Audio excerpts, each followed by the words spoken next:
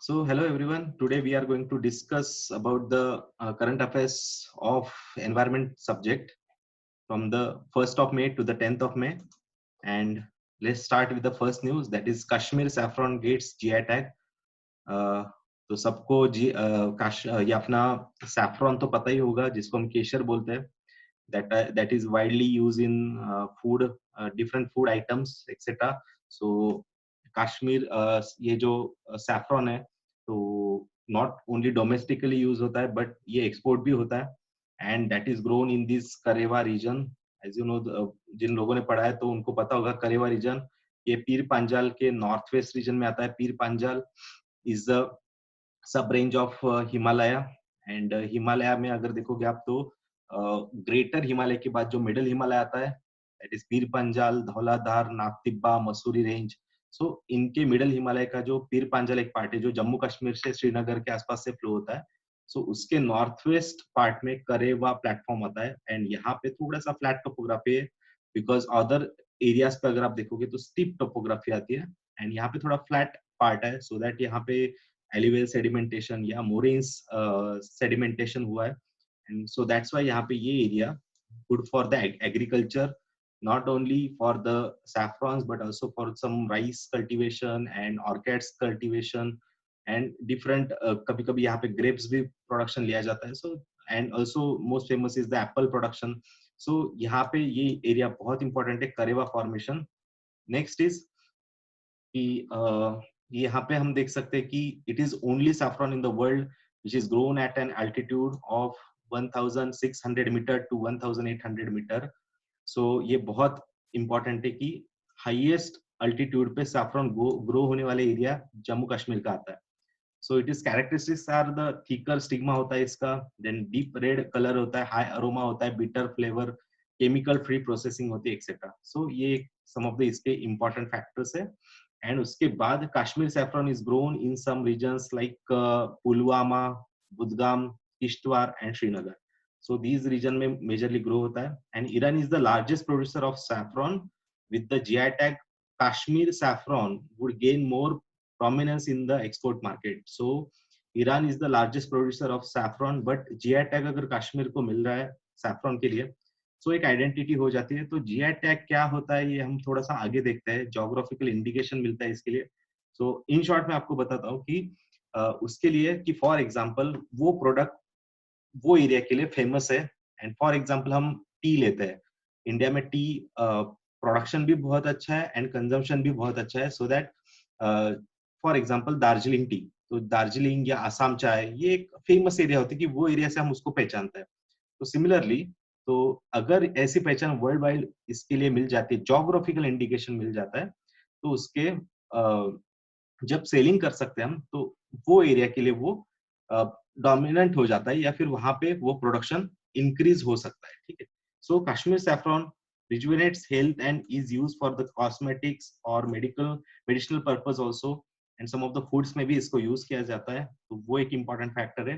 and it is grown in the Kashmir popularly. अगर देखा जाए तो सैंड एंड सैफायर भी बोला जाता है, जो किश्तवाड़ रीजन है. किश्तवाड़ रीजन जो हमने देखा है यहाँ पे, कि यहाँ पे आपको दिख रहा है कि 4 रीजन्स मेजर है इसके लिए, that is Pulwama, Budgam, Kishtwar and Srinagar. उसमें से किश्तवाड़ को क्या बोला जाता है, तो the land of sapphire and saffron. So ये बहुत इंपॉर्टेंट है, मे बी प्रीलिम्स फैक्टर से इंपॉर्टेंट हो सकता है. It was introduce in India by Asian migrants, first century BC में आया था. भौकाम एंशिएंट संस्कृत लिटरेचर अमर कोसरा. ठीक है. सो ये थोड़ा सा एंशिएंट हिस्ट्री के हिसाब से आप पढ़ सकते हो. इसके देखो सैफरॉन में जनरली 3 पार्ट आते हैं, that is Lachha saffron, second is Mongra saffron and third is the Guchhi saffron. So उसके कुछ नहीं है, बस प्रोसेसिंग मेथड से इसको ये 3 नाम दिए गए. कि जैसे इस फर्स्ट में देखा जाए तो Lachha saffron, it's stigma just separated from the flower and dried without further processing, so that is the Lachha saffron.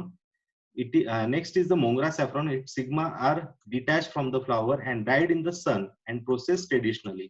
So process जब होगा, so that is known as Mongra. And Gucci saffron अगर देखा जाए, so देखो it is the same as the लच्छा जो first हमारा था, जिसमें processing नहीं होना, except that the latter dried stigma are packed loosely in the airtight containers. So ये almost similar होता है लच्छा saffron से, बस इसका पैकेजिंग वगैरह गुच्छी saffron में होता है. So the Kashmir saffron has a unique characteristic like longer उसके and thicker stigma होता है.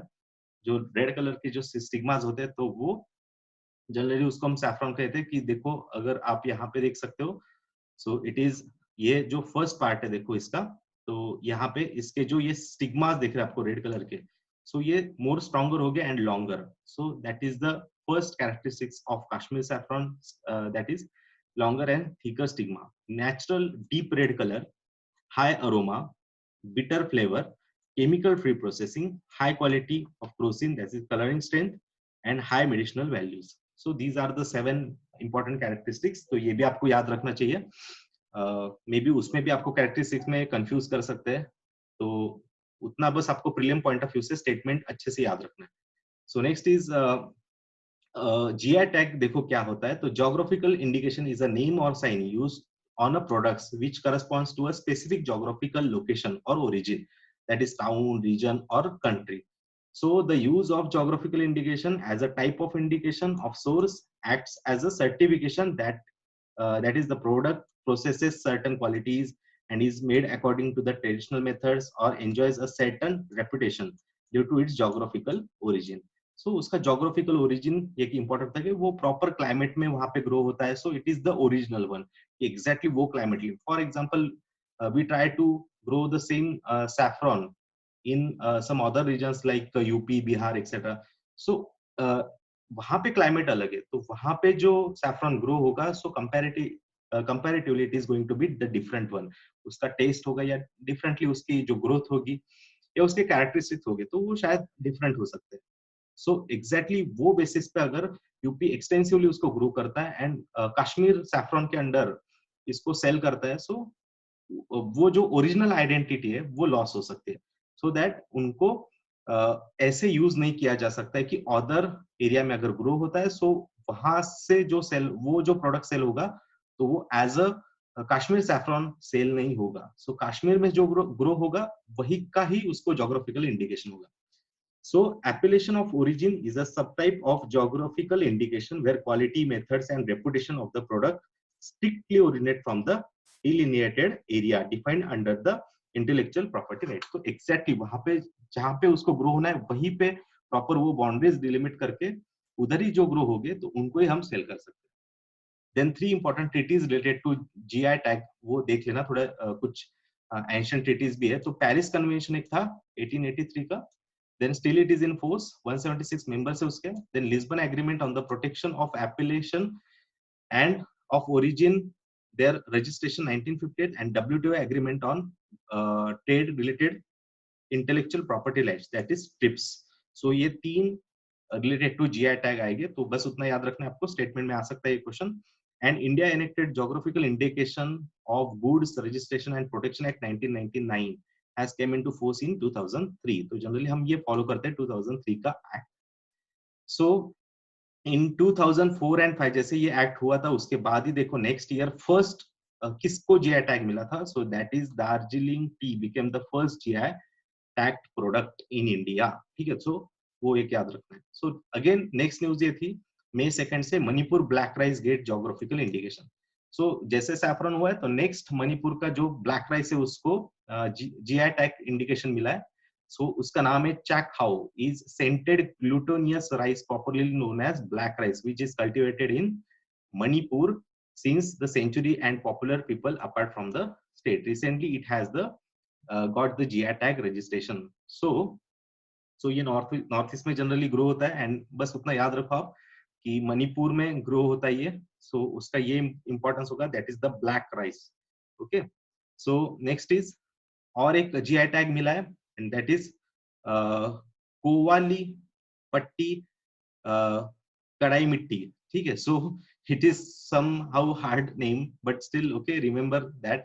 So recently देखो that is the famous Kovalipatti Kadai Mitti has been granted the GI tag. The Kovalipatti Kadai Mitti is a candy that is made of peanuts held together with the glistening syrup and topped with the this of grated coconut dyed pink and green and yellow. So mostly इसमें jaggery, coconut के shells हो गए या फिर जो peanuts होते हैं तो उनके मिक्सचर के साथ मोस्टली जैगरी इसमें यूज होता है. ठीक है, तो using both groundnuts and jaggery. So इसके थ्रू ये क्रिएट किया जाता है कोवालीपट्टी कडालाई मिठाई. ठीक है, सो तो ऑर्गेनिक जैगरी होता है, नॉट द केमिकल वन. तो it is organic jaggery and in carefully selected quantities from selected specific location in Tamil Nadu. So groundnuts are grown in the native black soil in the around the कोविलीपट्टी. ठीक है, तो ये तमिलनाडु का part याद रखो आप हम आगे इसको मैपिंग में भी देखेंगे. After sourcing the groundnuts are shelled and roasted. This given it an unique traditional flavor. So it is sold in the single rectangular chunks. Generally वो chunks में उसको सेल करते हैं and rather cuboid seals and in packets. So जैसे चिक्की वगैरह होता है महाराष्ट्र का, वही टाइप में ये थोड़ा सा आपको दिखेगा. सो लोनावाला चिक्की शायद सबने सुना होगा, तो वही पैटर्न में होगा ये कोवालीपट्टी मिट्टी कड़लई मिट्टी. ठीक है, so Vellam jaggery and groundnuts and water from the थम्बी थमीरा बरानी रिवर. ठीक है, तो देखो जितने भी रिवर आते हैं तो वो भी रिवर या ऐसे लोकेशंस अगर न्यूज में आते हैं तो बस वो लोकेशन आपको देखना है एंड इट विल एनहांस कि वही रिवर का ये वाटर यूज करेंगे, हमारी बारानी रिवर. सो ये भी देखेंगे हम आगे कौन सी रिवर एग्जैक्टली क्या है. So next is manufacturing Kovalipatti adjacent town village in Thoothukudi districts of the Tamil Nadu. So the product has a long shelf life, has a huge export potential. ठीक है, तो उसके the tag will be now help this brand reach international audience. So exactly देखो ये कहाँ पे आता है एरिया, ये तमिलनाडु है एंड उसके तमिलनाडु में जो 38 टोटल डिस्ट्रिक्ट्स है तो उसमें से ये थुट्टुकुडी डिस्ट्रिक्ट आता है. तो वहां पे ये थुट्टुकड़ी में देखो कि कोवालीपट्टी आपको यहाँ पे दिखेगा, दैट इज कोवालीपट्टी. ठीक है, तो ये उसका तालुका प्लेस है कोवालीपट्टी. ठीक है, so next is the this कब फॉर्म हुआ, इतना डीप में जाने की जरूरत नहीं है, बट देखो इंपॉर्टेंट फैक्टर्स निकालने हमको बस. And it is well known for the pearl cultivation. So India में सबसे ज्यादा अगर पर्ल कल्टीवेशन देखेगा तो आपको यहाँ पे ही दिख रहा है, दैट इज इन कोवालीपट्टी. ठीक है, सो वो एक याद रखो. एक अदर फैक्टर भी आपको यहाँ से मिल जाता है, that is abundance of pearls. तो पर्ल्स प्रोडक्शन यहाँ पे सबसे ज्यादा होता है. देन उसके बाद art and culture related Pandyan dynasty वगैरह पढ़ लो थोड़ा सा, ये भी एक इंपॉर्टेंट होगा बिकॉज हम हर एक चीज नहीं एक्सप्लेन कर सकते लेक्चर्स में. सो जस्ट मैं आपको हिंट देता हूँ कि ये पर्ल रिलेटेड एक पॉइंट याद रखो, पांड्यन का याद रखो, रिवर एक याद रखो एंड ये गल्फ ऑफ मन्नार के आसपास आएगा, मीन्स यहाँ पे कोस्टल रीजन, इतना भी आपको याद रखना है. सो नेक्स्ट इज थमीरा बरानी रिवर. सो उसमें एक फेस्टिवल भी सेलिब्रेट होता है, दैट इज पुष्करम. तो ये भी थोड़ा सा आप देख लो कि आर्ट एंड कल्चर में आपको देखना है, ये पुष्करम एक फेस्टिवल यहाँ पे सेलिब्रेट होता है. देखो यहाँ पे एकदम साउथ में ये रिवर आती है, थमीरा बरानी रिवर. ठीक है, तो ये जाके गल्फ ऑफ जो हमारा गल्फ ऑफ मन्नार है तो वहां जाके ये मर्ज होती है. एंड देखो उसको और भी नाम है तमरापरानी पोरुनाई as it is a perennial river that originates from the Agastya-Kudam peak, Pothigai hills in the Western Ghat. तो ये Western Ghat से originate करती है first thing and it is the perennial river. ठीक है, तो याद रखो ये perennial क्यों है, because यहाँ पे onset का भी rainfall होगा and retreating rainfall भी होता है. So that's why it is a perennial river like Kaveri. कि only peninsular plateau अगर देखा जाए तो larger कोई river perennial है तो that is Kaveri river.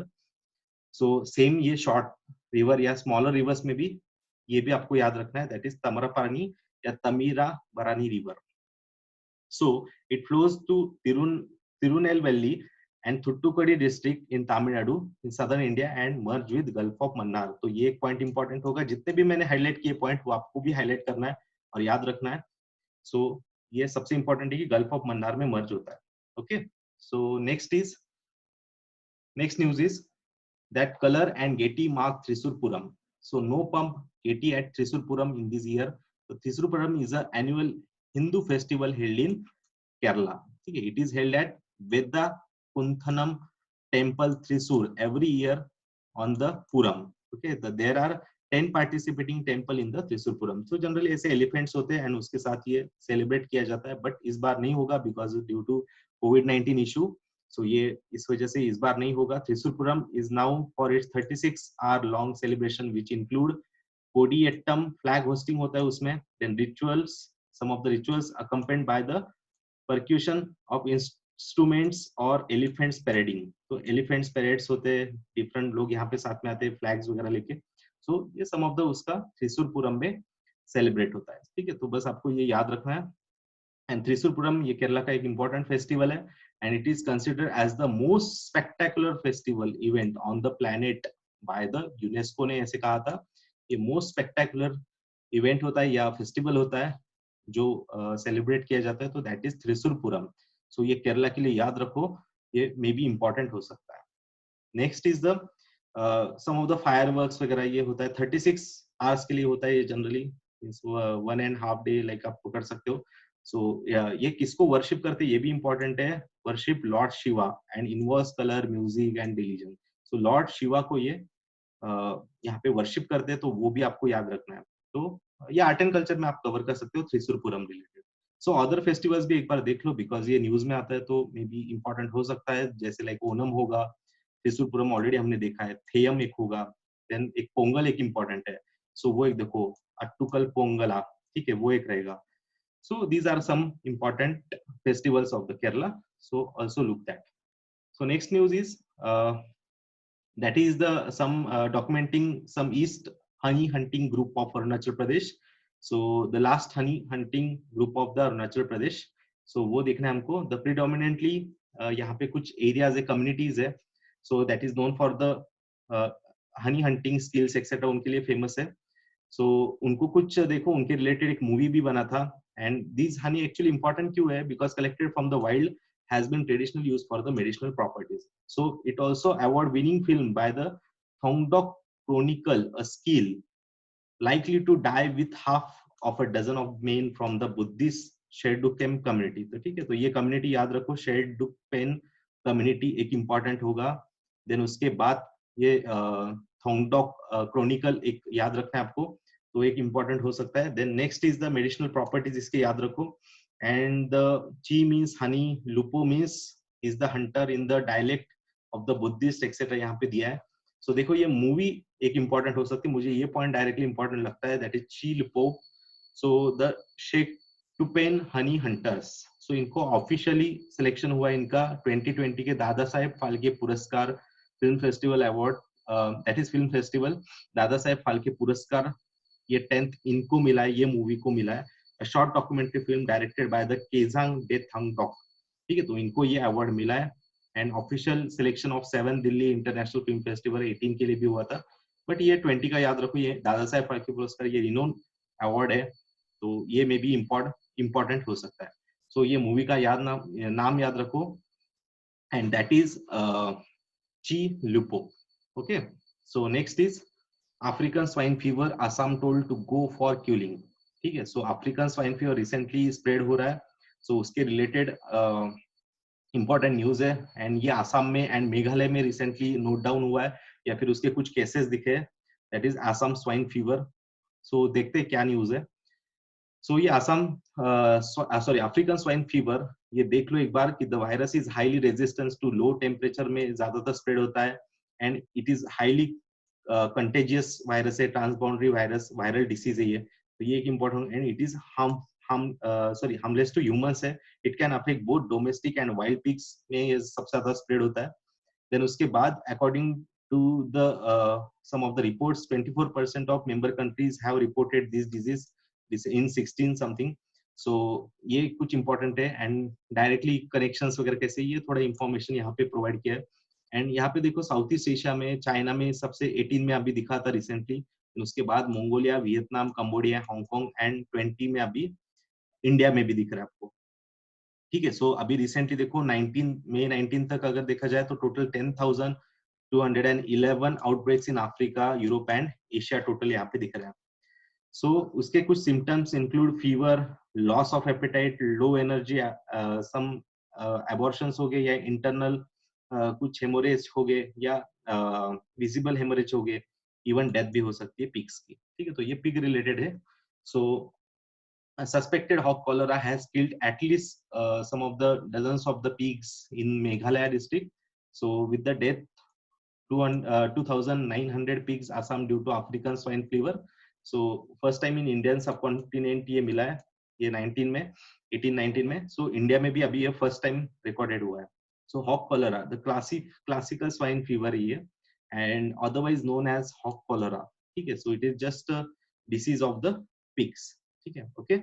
So next is classical swine fever, is one of the biggest disease affecting pigs in India. So that is the different one, and it causes a loss about 400 crores of rupees per year in India. So that is the huge loss. ठीक है. So ये भी आपको note करना है. So ये बाकी सब इंफॉर्मेशन यहाँ पे प्रोवाइड किया है. तो African swine fever is the important thing, तो वो हम देखते हैं. इट इज हाईली कंटेजियस, ये थोड़ा सा इंपॉर्टेंट याद रखो. And typically acute forms haemorrhage होगा या fevers that was first detected in Africa 1920. उसकी सम ऑफ द हिस्ट्री है.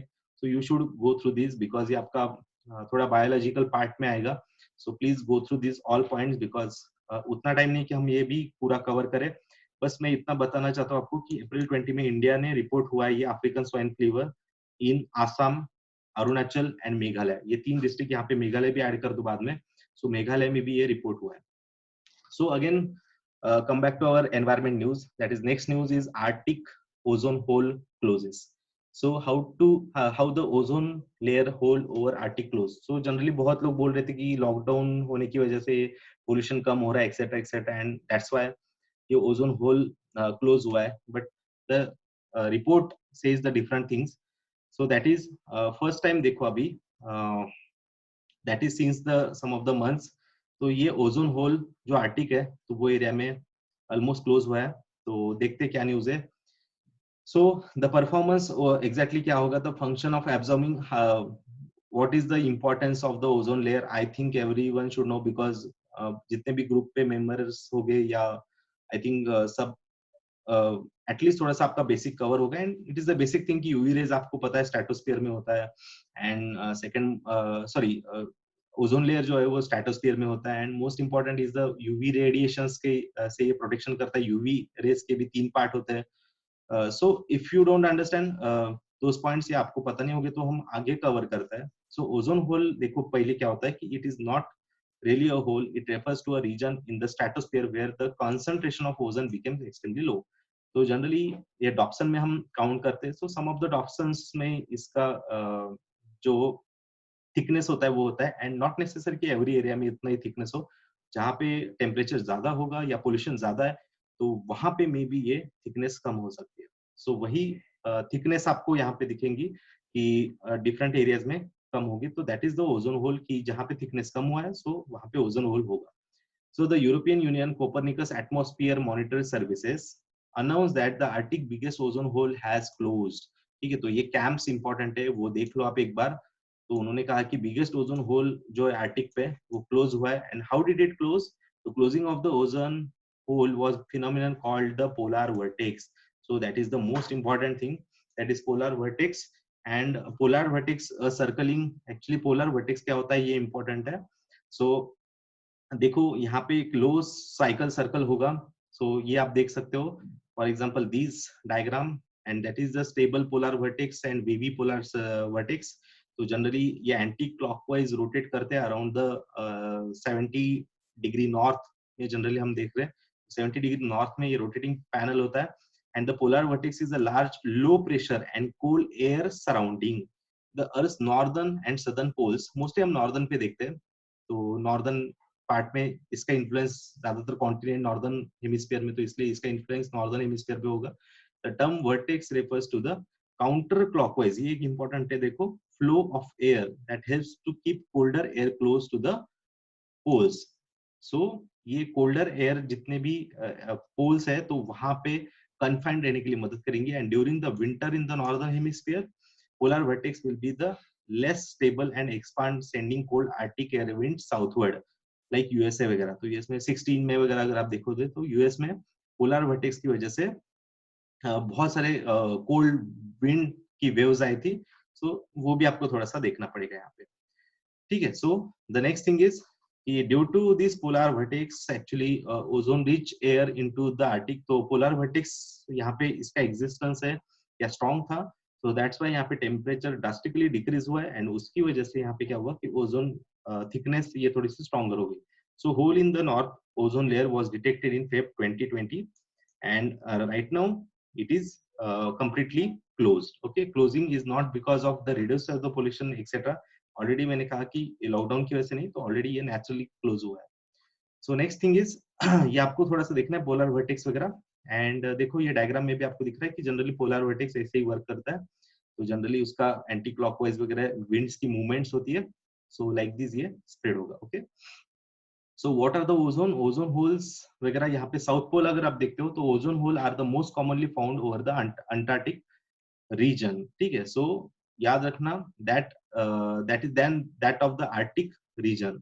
दे form in the months of the September, October and November. तो जनरली देखो south pole ozone holes are most commonly found over the Antarctic than the Arctic region. तो ये important है. And वो भी कब? September, October and November. They are formed due to the set of special meteorological and chemical conditions वहाँ पे create होती है. That's why ये South Pole पे सबसे ज़्यादा दिखेगा आपको. And next is the North Pole. Ozone holes over the North Pole are much smaller in the size. ठीक है, तो smaller in the size than the south pole. तो उसकी साइज नॉर्थ पोल में कैसे होगी? कंपैरेटिवली कम होगी. This is due to the warmer temperature in the northern hemisphere. So तो 2011 में ये रिपोर्ट हुआ था कि ओजोन होल यहाँ पे ओजोन होल गिरा है या फिर रिप्लेस हुआ है. सो ये 2011 में ट्रैक हुआ था एंड उसके बाद अब दिख रहा है. So the next thing is why these years Arctic ozone hole was massive etc. So the unusual atmospheric condition including freezing temperature in the atmosphere or the stratosphere were responsible for its depletion, and cold temperature below 80 degrees Celsius. So sunlight, wind, field substance such as CFC were also responsible. So Arctic temperature do not usually fall as low as in Antarctic. So, however, this year powerful winds flowing around the North Pole trapped cold air within the polar vortex. So that यहाँ पे temperature कम हुआ है. So इसलिए ये entirely क्या हो रहा है कि होल जनरली मैसिव भी था एंड अभी राइट नाउ रिकवर भी किया. By the end of the polar winter, the first sunlight over the North Pole initiated this unusually strong ozone depletion. This caused ozone hole to form. So the recovery देखते हैं normally average कैसी recovery होती है यहाँ पे. So the ozone depletion data 18. So stratosphere recovered at the rate of 1.3% per decade since 2000. ठीक है, so 1 to 3%, 1 to 3% per decade since 2000. Okay. So next is the southern hemisphere ozone will recover by around 2050 because यहाँ पे southern hemisphere में recovery ज़्यादा होगी because of the temperature, and in the polar region ozone will be recovered by 2060. तो देखो generally sun rays होती है, UV rays आते हैं. तो यूवी रेज देखो यहाँ पे O3 होता है, ओजोन मींस O3. इसको 2 पार्टिकल्स में ब्रेक करता है, that is O2 and O होगा. And again O2 and O का जब कॉम्बिनेशन हो जाता है सो दैट बिकम्स O3. ठीक है, तो याद रखा ओजोन डिप्लीशन तो होता ही है, बट अगेन उसका क्या होता है जब ये कॉम्बिनेशन हो जाता है सो इनका मर्जिंग होता है तो अगेन ओजोन खुद अपने आप रिकवर भी कर लेता है. So this is the process. So go through this process. So UV ABC याद रखो, ए एंड बी ही पेनिट्रेट कर सकते हैं, मींस ओजोन लेयर को क्रॉस करके अर्थ या अर्थ सरफेस पे आ सकते हैं. बट यूवी से that is most harmful. And luckily वो क्या होते हैं कि ओजोन लेयर के थ्रू ये एटमॉस्फेयर में रिफ्लेक्ट बैक हो जाते हैं. So increase UVB alteration to the sun exposure. Like ozone depletion में देखो बेनिफिट्स फॉर द हेल्थ भी है इसके, विटामिन डी मिलता है, इम्यून रेगुलेशन होता है, क्लाइमेट चेंज के लिए भी रिस्पॉन्सिबल है. अदर हैंड पे clouds, aerosol, human behaviour etcetera, and adverse effect on health also like skin, eyes, immunity पे भी. अगर इसकी इंटेंसिटी ज्यादा होगी तो इसके ड्यू टू दीज इंटेंसिटी हम इवन दो स्किन कैंसर तक भी हो सकते हैं. तो बेनिफिट्स भी है, बट इसकी ओजोन में उतना प्रॉपर फिल्ट्रेशन होना चाहिए, या इंटेंसिटी कम होके ही अगर ये सरफेस पे आता है तभी हमारे लिए फायदेमंद होगा. लाइक यूवी ए देखो and UV B. UV A का पेनिट्रेशन ज्यादा होता है and UV B only surface पे होता है, दैट इज एपिडर्म्स पे होता है. यूवी बी हिट होता है मींस आपकी स्किन अगर टैन होती है so UV B is responsible for that because ये अपर स्किन लेयर होता है, that is epidermis, and next is the dermis, next layer, and last layer is the hypodermis. So UVA अगर skin cancer के लिए अगर कोई responsible होगा या इनर पार्ट तक पेनिट्रेट करेगा सो दैट इज यूवी ए. तो उतना याद रखो. एंड यूवी बी क्या होगा? कि ओनली स्किन टैन करने के लिए रिस्पॉन्सिबल होगा, that is UVB. So that's why हम सनस्क्रीन पे देखते हैं कि यूवीबी प्रोटेक्शन होता है, not the UVA or UVC. So इसलिए आपके सनस्क्रीन पे क्या दिखेगा आपको, UVB protection. So next is most important, UV radiation देखो, इंड्यूसिंग विटामिन डी सिंथेसिस होता है, treating disorders such as psoriasis होगा, vulgaris and killing a pathogen on the skin. तो ये बेनिफिट्स है ओनली, बट उसके एडवर्स इफेक्ट बहुत ज्यादा है। सनबर्न हो सकता है, सन टैन हो सकता है, एपिडर्मल हाइपरप्लाजिया हो सकता है, ये इम्यून सप्रेशन हो सकता है, देन एबनॉर्मल सेल प्रोलिफरेशन हो सकता है, कार्सिनोजेनिस होता है, या डीएनए भी डैमेज हो सकता है, देन जेनेटिक म्यूटेशन भी यहाँ पे चेंजेस हो सकते हैं, स्किन एजिंग भी हो सकता है, फोटो एजिंग बोला जाता है जिसको। So these are the adverse effect and positive effects यहाँ पे आपको प्रोवाइड किया है। So please go through this. Next news is Italian hydro power project. ठीक है, so Italian hydro power project एक न्यूज है कि रिसेंटली इसके रिलेटेड बहुत ही इश्यू चल रहा था, दिबांग वैली में अरुणाचल प्रदेश में इसको अपोज भी हो रहा था। सो दिबांग रिवर के आसपास यहाँ पे आपको दिखेगा ये 2.7 lakh trees to be felled for hydro power projects in Arunachal, but is going to be largest hydel power project. देखो 1000 ये 2880 मेगावाट दिबांग मल्टीपर्पज प्रोजेक्ट है। सो दिबांग रिवर पे बन रहा है ये। सो अरुणाचल प्रदेश के लिए बहुत इंपॉर्टेंट होगा, उनका इंफ्रास्ट्रक्चर या ओवरऑल इलेक्ट्रिसिटी डिमांड है वो फुलफिल हो सकती है। 1600 करोड़ का एक्सपेंडिचर होने वाला है, टोटल एस्टिमेट भी है इसका यहाँ पे, और to be completed in 9 years etcetera. So to be India's largest hydro electricity project, ये इंपॉर्टेंट है देखो। सो ये जनरली अभी रिसेंटली सैंक्शन हुआ है, कंप्लीट हुआ है। So next is the end national Board for sorry the next news is that is देखो अभी एग्जैक्टली इसके लिए क्या कंसर्न है, national Board for wild life. So it is a statutory body है, तो उसके रिलेटेड ऑलरेडी हमने लास्ट कुछ लेक्चर्स में कवर किया है, इसलिए मैं यहाँ पे ज्यादा नहीं जाऊंगा। National Board for wild life के लिए आपको पढ़ना है। रिसेंटली उसने क्या कहा है, मतलब कहा यहाँ पे National Board for Wildlife ने क्या कहा है। So it is made virtually, it is to be noted NBWL means National Board for Wildlife has not made for the last 6 years etc. It has standing committee that issues policy decisions etc. So उन्होंने recently कुछ clearances दिए। So one of that is the Italian hydro power project in Arunachal Pradesh, और भी कुछ है यहाँ पे। तो गोवा का भी सम ऑफ द हाईवेज ये पासेस है, द मोलेम सेंचुरी से जाता है, तो वो एक इम्पोर्टेंट है। शायद हमने लास्ट न्यूज में देखा है कावल एंड मोलेम के बारे में। सो वहां से आपका ये कवर हो जाएगा। Then Nagpur Mumbai, then railway bridge वगैरह एक्सेट्रा। तो ये रिसेंटली कुछ उन्होंने सैंक्शन दिए, तो उसमें से ये एक सैंक्शन था। तो देखना यहाँ पे आपको, सो दैट इज कि सेम ये दिबांग रिलेटेड, रिवर रिलेटेड है। सो वो एक इम्पोर्टेंट यहाँ पे हो सकता है, ठीक है। So the next news I think we will cover in the next part, because I think इतना ही हम कवर करेंगे। सो नेक्स्ट न्यूज में देखो Bhadla solar power plant and water wisdom etcetera, ये कुछ न्यूज बचे आपके important solar power plants related है। CRISIL research report on renewable energy etcetera. Then उसके बाद आपका then recently Vizag gas leak हुआ है, तो उसके रिलेटेड सम ऑफ द यहाँ पे इंफॉर्मेशन ऑलरेडी प्रोवाइड किया आपको। So please go through these. And Green Tamola directs LG Polymers to deposit 50 crores etc. So we will cover these news in next part. Okay. So thank you.